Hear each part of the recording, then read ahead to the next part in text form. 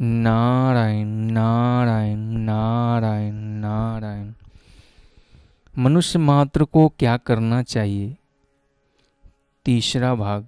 श्री सुखदेव जी महाराज कहते हैं, परीक्षित, यदि योगी की इच्छा हो कि मैं ब्रह्मलोक में जाऊं, आठों सिद्धियां प्राप्त करके आकाशचारी सिद्धों के साथ विहार करूं, अथवा त्रिगुण में ब्रह्मांड के किसी भी प्रदेश में विचरण करूं, तो उसे मन और इंद्रियों को साथ लेकर ही शरीर से निकलना चाहिए। योगियों का शरीर वायु की भांति सूक्ष्म होता है। उपासना, तपस्या, योग और ज्ञान का सेवन करने वाले योगियों को त्रिलोकी के बाहर और भीतर सर्वत्र स्वच्छंद रूप से विचरण करने की अधिकार होता है। केवल कर्मों के द्वारा इस प्रकार बेरोक टोक विचरना नहीं हो सकता। परीक्षित, योगी ज्योतिमय मार्ग सुषुम्ना के द्वारा जब ब्रह्मलोक के लिए प्रस्थान करता है, तब पहले वह आकाश मार्ग से अग्निलोक में जाता है। वहाँ उसके बचे खुचे मल भी जल जाते हैं। इसके बाद वह वहाँ से ऊपर भगवान श्री हरि के शिशुमार नामक ज्योतिर्मय चक्र पर पहुँचता है। भगवान विष्णु का यह शिशुमार चक्र विश्व ब्रह्मांड के भ्रमण का केंद्र है। उसका अतिक्रमण करके अत्यंत सूक्ष्म एवं निर्मल शरीर से वह अकेला ही महलोक में जाता है। वह लोक ब्रह्मवेताओं के द्वारा भी बंदित है और उसमें कल्प पर्यंत जीवित रहने वाले देवता विहार करते हैं। फिर जब प्रलय का समय आता है, तो नीचे के केंद्रों को शेष के मुख से निकली हुई अग्नि के द्वारा समस्त होते देख वह ब्रह्मलोक में चला जाता है। इसमें बड़े बड़े सिद्धेश्वर विमानों पर निवास करते हैं। ब्रह्मलोक की आयु ब्रह्मा की आयु के समान ही है। 2 प्रारार्ध, 1 प्रारार्ध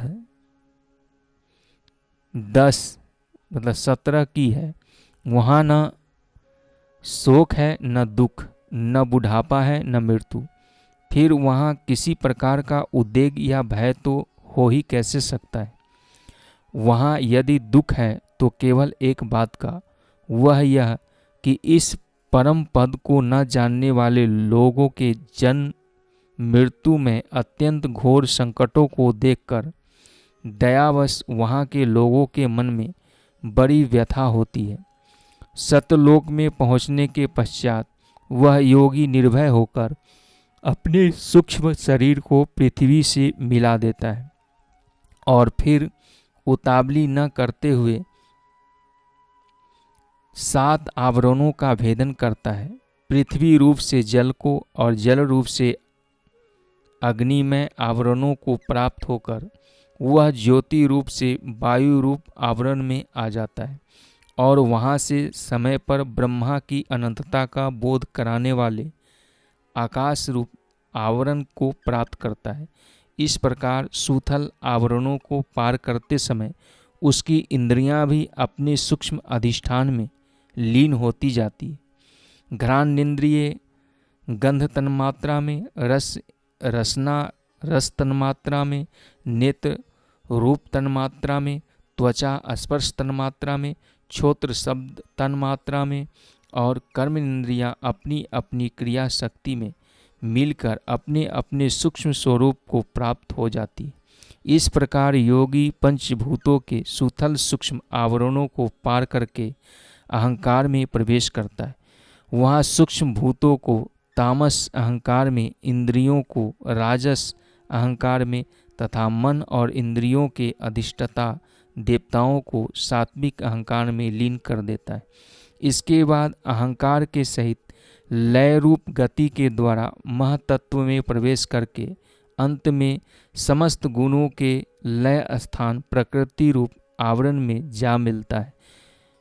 परीक्षित, महाप्रलय के समय प्रकृति रूप आवरण का भी लय हो जाने पर वह योगी स्वयं आनंद स्वरूप होकर अपने उस निरावरण रूप से आनंद स्वरूप शांत परमात्मा को प्राप्त हो जाता है, जिसे इस भगवानमयी गति की प्राप्ति हो जाती है, उसे फिर इस संसार में नहीं आना पड़ता।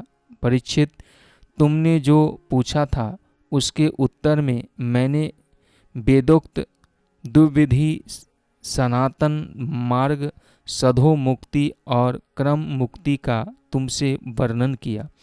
पहले ब्रह्मा जी ने भगवान वासुदेव की आराधना करके उनसे जब प्रश्न किया था, तब उन्होंने उत्तर में इन्हीं दोनों मार्ग की बात ब्रह्मा जी से कही थी। संसार चक्र में पड़े हुए मनुष्य के लिए जिस साधन के द्वारा उसे भगवान श्री कृष्ण की अनन्य प्रेममयी भक्ति प्राप्त हो जाए, उसके अतिरिक्त और कोई भी कल्याणकारी मार्ग नहीं है। भगवान ब्रह्मा ने एकाग्र चित्त से सारे वेदों का 3 बार अनुशीलन चिंतन मनन करके अपनी बुद्धि से यही निश्चय किया कि जिससे सर्वात्मा भगवान श्री कृष्ण के प्रति अनन्य प्रेम प्राप्त हो, वही सर्वश्रेष्ठ धर्म है। समस्त चर अचर प्राणियों में उनके आत्मरूप से भगवान श्री कृष्ण ही लक्षित होते हैं, क्योंकि ये बुद्धि आदि दृश्य पदार्थ उनका अनुमान कराने वाले लक्षण हैं। वे इन सबके साक्षी एकमात्र दृष्टा हैं। परीक्षित, इसलिए मनुष्य को चाहिए कि सब समय और सभी स्थितियों में अपनी संपूर्ण शक्ति से भगवान श्री हरि का ही श्रवण कीर्तन और स्मरण करे। राजन, संत पुरुष आत्मस्वरूप भगवान की कथा का मधुर अमृत बांटते ही रहते हैं। जो अपने कानों के दोनों में भर भर कर उसका पान करते हैं, उनके हृदय से विषयों का विषैला प्रभाव जाता रहता है, वह शुद्ध हो जाता है और वे भगवान श्री कृष्ण के चरण कमलों की सानिध्य प्राप्त कर लेते हैं। क्रमशः नारायण नारायण नारायण अगले भाग चौथे भाग में बताए जाएंगे।